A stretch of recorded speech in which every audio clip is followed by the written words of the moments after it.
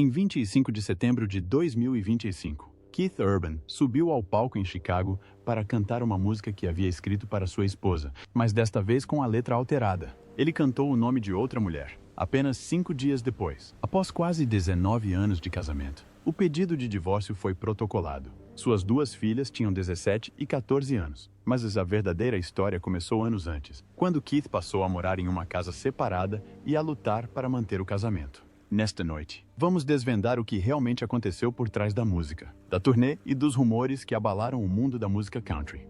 Keith Urban nasceu em Wanga, Nova Zelândia, em 26 de outubro de 1967. Seu pai, Bob Urban, era dono de uma loja de tecidos, e sua mãe, Marianne, tinha raízes dinamarquesas, e foi desse lado dinamarquês que surgiu a primeira pista. Seu avô era um músico de rua em Copenhague que morreu na miséria. Ninguém percebeu essa ligação na época. Quando Keith tinha 2 anos, eles se mudaram para uma pequena cidade em Queensland chamada Kabul. Mal chegava a 8.000 habitantes. Sem rádio de música country, sem bandas locais, nada.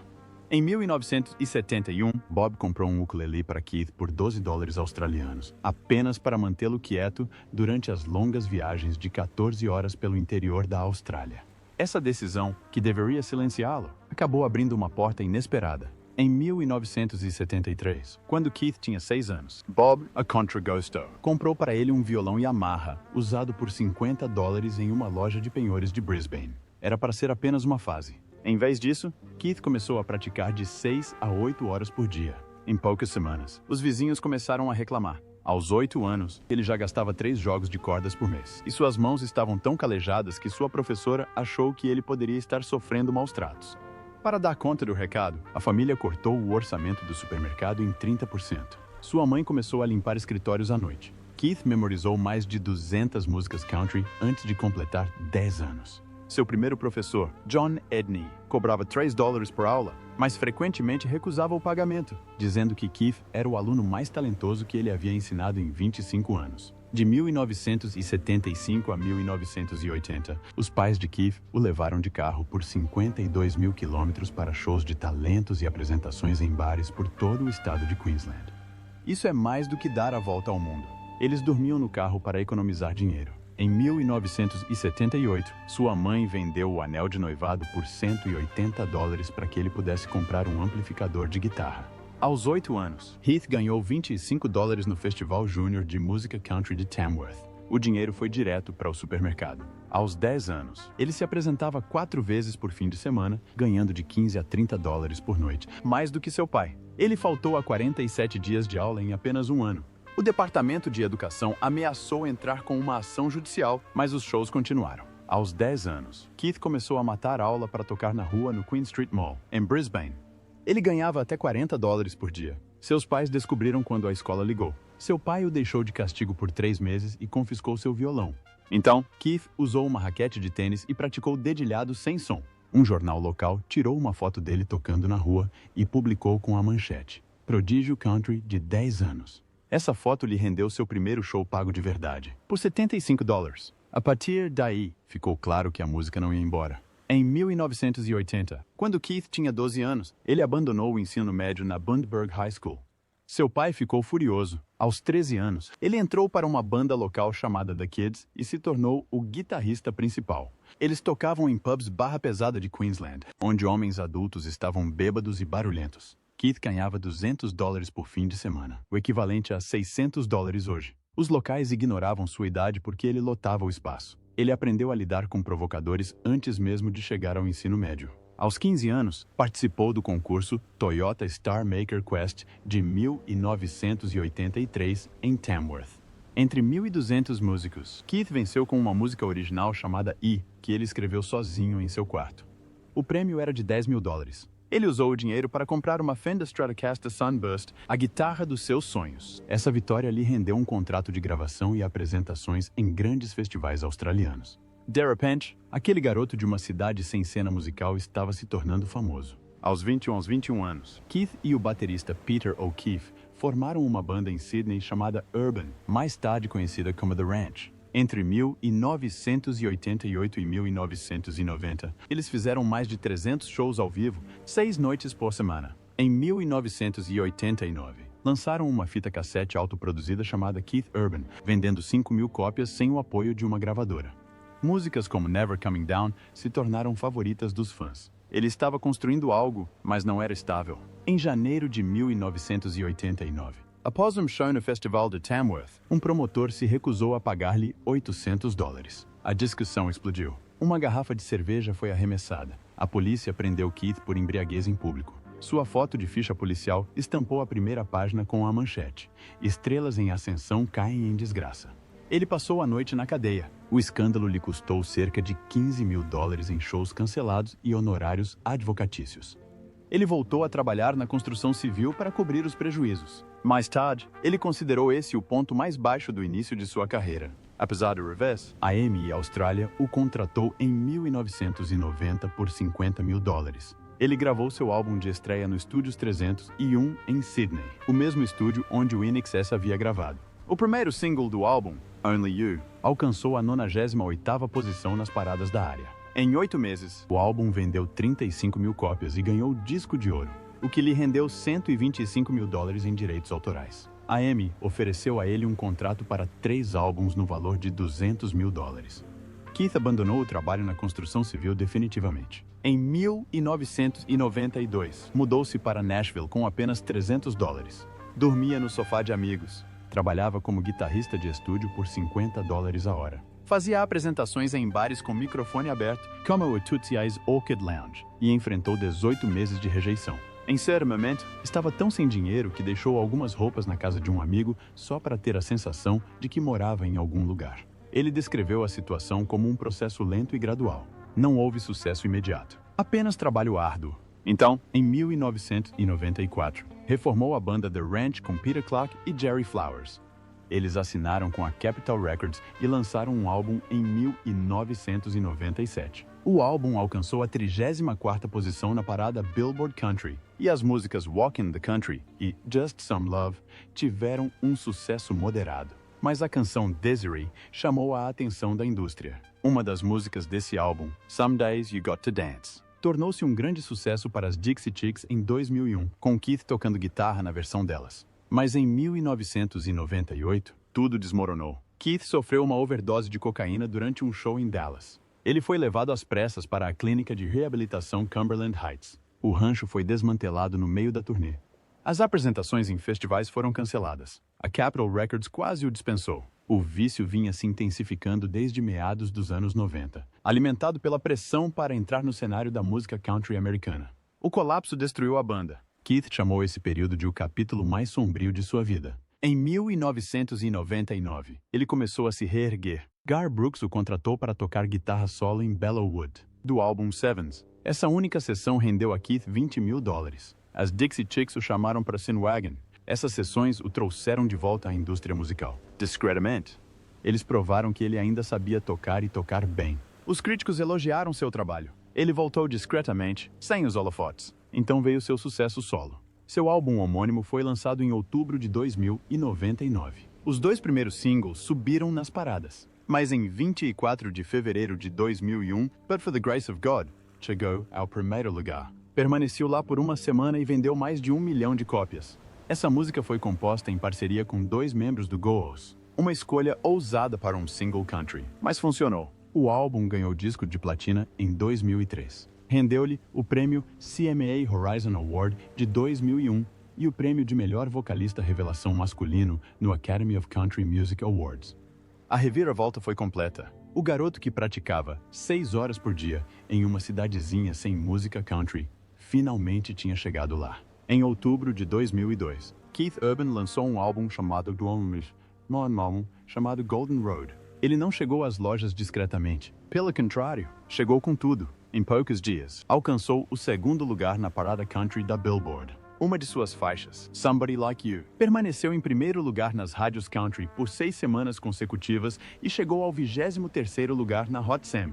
Mas além disso, a Billboard declarou-a posteriormente como a melhor música country de toda a década de 2000, no final de 2005. O álbum alcançou o status de platina tripla somente nos Estados Unidos, o que significa que mais de 3 milhões de pessoas o compraram. E não foi um sucesso isolado. 4 músicas de Golden Road bombaram nas paradas. Somebody Like You, Who Wouldn't Want to Be Me e You'll Think of Me chegaram ao primeiro lugar. Raining on Sunday também quase alcançou o topo, chegando ao terceiro lugar. Este não foi apenas um bom momento para Urban. Foi o início de sua era. Seu nome começou a migrar das rádios country para as ondas do rádio convencional. Essa também foi a primeira vez que ele trabalhou com o produtor Dan Huff, que moldaria grande parte de seu som nos anos seguintes. Mas, nos bastidores, as coisas não eram fáceis. Enquanto surfava na onda do sucesso comercial, a vida pessoal de Urban desmoronava. Durante esse mesmo período, ele terminou um relacionamento longo e turbulento com Laura Seigler, uma técnica veterinária com quem namorava intermitentemente há anos. Eles chegaram a ficar noivos em 2001, mas em 2002 tudo desmoronou. Havia rumores de traição, e Seigler não se conteve em entrevistas posteriores. Ela disse que as drogas levaram o relacionamento a um ponto muito baixo. Ela chamou Urban de provavelmente a parte mais sombria de seu passado e disse que ele teve vários casos. Em suas palavras, sua personalidade viciada tornaria difícil para ele realmente fazer alguém feliz. Embora nada tenha sido oficialmente confirmado sobre o processo, havia rumores na época de uma disputa judicial de $500 mil com um ex-empresário.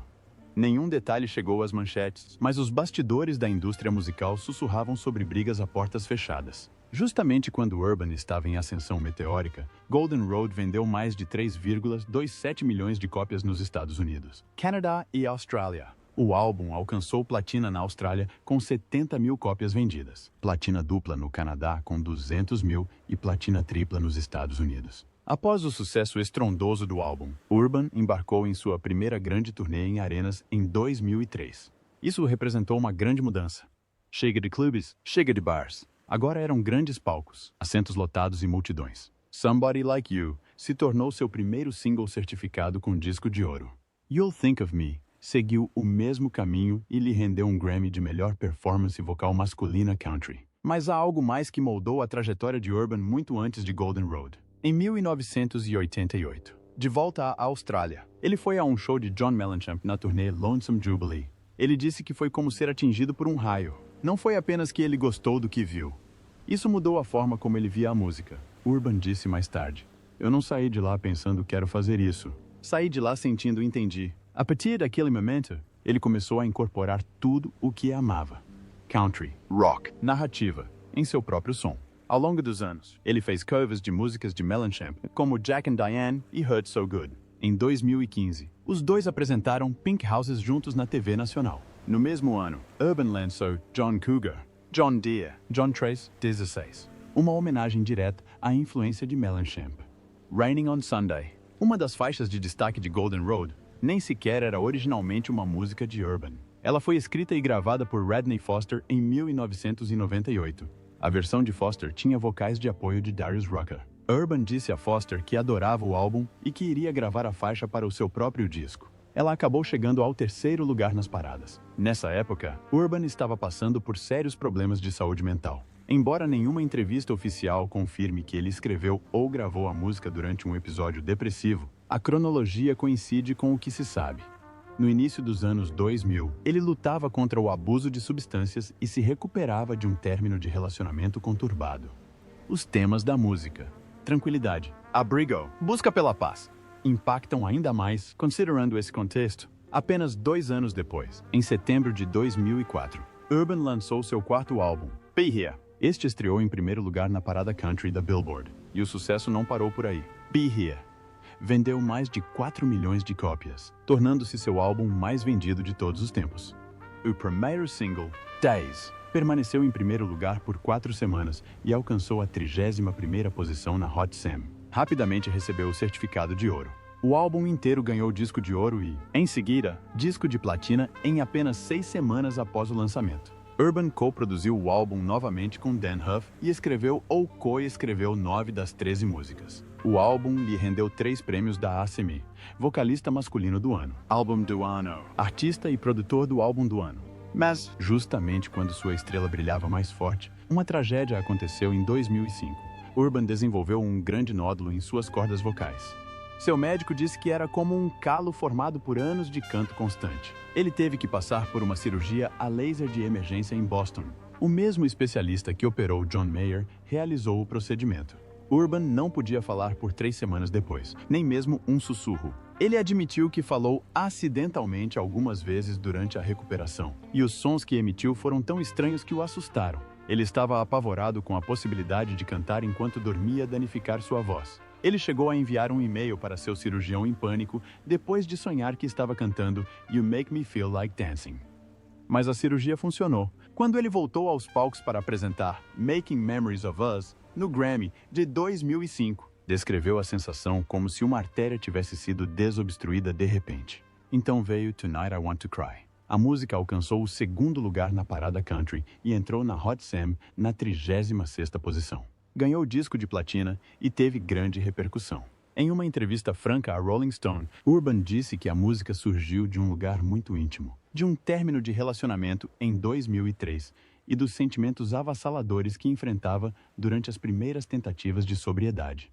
Sua ex-namorada lhe disse algo que o devastou completamente. Ela disse: "A novidade passou." Isso o magoou profundamente. Ele disse que isso desencadeou uma espiral descendente. Mais bebida, mais drogas. Ele mergulhou de cabeça na cocaína e no êxtase novamente, dizendo que todo o final da década de 90 foi uma névoa escura. Ele admitiu que, quando não estava se apresentando, se sentia um alienígena. As drogas se tornaram sua maneira de lidar com a brutal pressão da indústria musical de Nashville.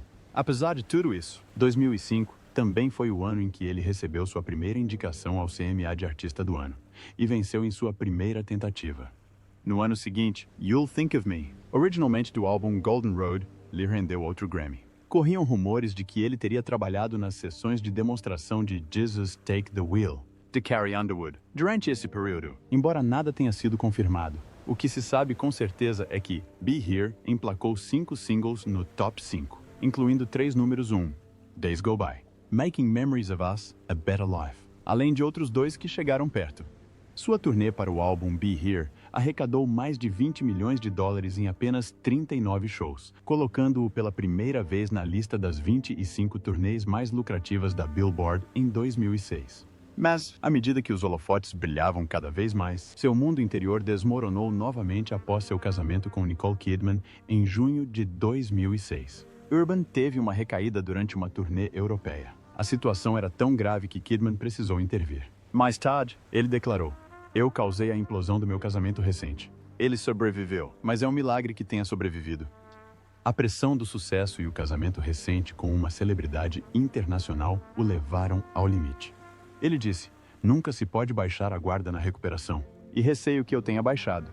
O álbum seguinte, Love, Pain and the Whole Crazy Thing, foi lançado em novembro de 2006 e alcançou o 1º lugar na Billboard 200. Vendeu mais de 1 milhão de cópias. O grande sucesso deste disco foi Stupid Boy, que lhe rendeu um Grammy em 2008. Mas, quando gravou esse álbum, Urban estava lutando contra uma grave recaída. Kidman estava filmando em Roma e Urban estava sozinho em sua casa em Nashville. Os velhos hábitos voltaram. Em 19 de outubro de 2006, Kidman voltou para casa e encontrou drogas. Naquela noite, ela organizou a intervenção que salvou a vida dele. Urban internou-se na clínica Betty Ford no mesmo dia, cancelando uma apresentação planejada no CMA Awards e adiando toda a divulgação do álbum. I Told You So tornou-se um dos destaques do álbum, chegando ao 2º lugar na parada country em 2007. Urban coescreveu a música durante um momento conturbado em seu casamento recente e admitiu que aquele período foi uma verdadeira loucura. O álbum ultrapassou limites. Urban e o produtor Dan Huff exploraram uma sonoridade influenciada pelo rock. Havia gaitas de foles, flautas irlandesas, guitarras Uzuki, instrumentos raramente ouvidos em rádios country. Era experimental, cru e intenso. O álbum vendeu mais de 1 milhão de cópias na primeira semana, mas as sessões de gravação não foram fáceis. Urban ainda estava se recuperando e teve desentendimentos criativos com outras pessoas. Em certo momento, ele demitiu toda a sua banda durante os ensaios para a turnê de 2007. A demissão ocorreu após discussões acaloradas sobre arranjos e direção musical. Ele teve que contratar novamente a equipe rapidamente só para manter a turnê estável. Once in a Lifetime já havia quebrado recordes ao estrear em 17º lugar, a melhor estreia de um single country na história de 62 anos da Billboard até então. Mas nunca chegou ao 1º lugar, atingindo o pico na 6ª posição. Urban disse mais tarde que escreveu a música para Kidman quando ela estava com medo de se casar com ele. Ela chegou a lhe dizer: "É uma aposta arriscada." E isso ficou na cabeça dele. No ano seguinte, Everybody foi lançada como o quarto single. A música alcançou o quarto lugar e foi profundamente pessoal. Foi um agradecimento a Kidman e a todos que o apoiaram durante sua recuperação. Pela primeira vez, ela o acompanhou em turnê. Essa turnê de 2008, com Carrie Underwood como artista de abertura, foi uma das turnês country de maior bilheteria do ano, quando Keith Urban lançou seu 8º álbum de estúdio em 10 de setembro de 2013. Não apenas surpreendeu os fãs, como dividiu o mundo da música country em dois. Fuse chegou direto ao primeiro lugar nas paradas country da Billboard e conquistou o status de platina em questão de meses. Mas não foi o sucesso que empolgou as pessoas. Foi o som. O primeiro single, Cop Car, não soava nada como country. Tinha elementos de EDM, batidas eletrônicas e a marca registrada de Rick Rubin, o mesmo produtor de hip-hop conhecido por moldar Jay-Z e Red Hot Chili Peppers. A reação dos puristas do country foi imediata e estrondosa, mas o que a maioria das pessoas não sabia era que a versão que ouviram era, na verdade, a versão mais suave. Urban havia gravado versões ainda mais experimentais que nunca entraram na versão final. A mensagem era clara. Ele não estava tentando se misturar. Estava quebrando paradigmas de propósito. A controvérsia só aumentou um ano depois. Em 2014, a colaboração de Urban com a estrela em ascensão Kelsea Ballerini em Raise Them Up se tornou algo maior do que um sucesso. A música chegou ao primeiro lugar, mas os rumores nos bastidores se intensificaram. Naquele verão, a revista australiana Women's Day publicou fotos de Ballerini, deixando o ônibus de turnê de Urban com uma aparência incomumente alegre. Ela era apenas a atração de abertura, mas alguns tabloides não se importaram. Eles divulgaram uma história de que havia algo mais entre eles. Fontes afirmavam que ela estava rondando o trailer dele, agindo de forma eufórica depois de noites em claro no ônibus. Ao mesmo tempo, já havia rumores de que a esposa de Urban, Nicole Kidman, estava ficando desconfiada. O ciúme sempre acompanhou o casamento deles discretamente. Agora, era o centro das atenções. Tanto Urban quanto Ballerini negaram tudo, mas o momento não era bom. O nome de Urban começou a ser envolvido em fofocas que não se dissiparam facilmente. Então chegou 2016. Urban lançou Ripcord em 6 de maio e se tornou seu maior sucesso comercial até então, alcançando o primeiro lugar nas paradas. Certificado de platina e repleto de novas ideias. Break On Me foi gravada usando loops acústicos em seu estúdio caseiro em Nashville, dando-lhes um toque intimista que, de alguma forma, ainda alcançou sucesso comercial massivo. Wasted Time ganhou o prêmio de single do ano da CMA. E seus shows ao vivo introduziram algo que ninguém esperava. Nathan Barlow apresentou o Phantom, um dispositivo personalizado construído com 4 iPads e uma mesa de mixagem, projetado para disparar samples do álbum durante as performances. Para a música country, esse tipo de tecnologia era inédito. O público não ouvia apenas canções, mas as versões de estúdio reais tocadas ao vivo, em tempo real. Urban não estava apenas fazendo música, ele estava criando novas maneiras de apresentá-la. Mas por trás da tecnologia e dos prêmios, as coisas iam desconfortavelmente. Pouco antes do início da turnê mundial Ripcord, Urban demitiu seu baterista de longa data. A demissão aconteceu durante os ensaios e foi motivada por discussões sobre o andamento da música. Isso não foi totalmente surpreendente para quem era próximo da banda. Urban tinha uma reputação. Ele queria que tudo fosse perfeito, até o último detalhe. E queria alguém que pudesse tocar bateria, usar samples e dominar os teclados, tudo ao mesmo tempo. Foi por isso que ele trouxe Barlow. A etapa da turnê na Oceania, com Carrie Underwood como atração principal, arrecadou mais de 5,7 milhões de dólares em 6 shows na Austrália. Globalmente, a turnê arrecadou 33,6 milhões de dólares e atraiu mais de 612 mil fãs. Mas esses números escondiam o que realmente acontecia nos bastidores.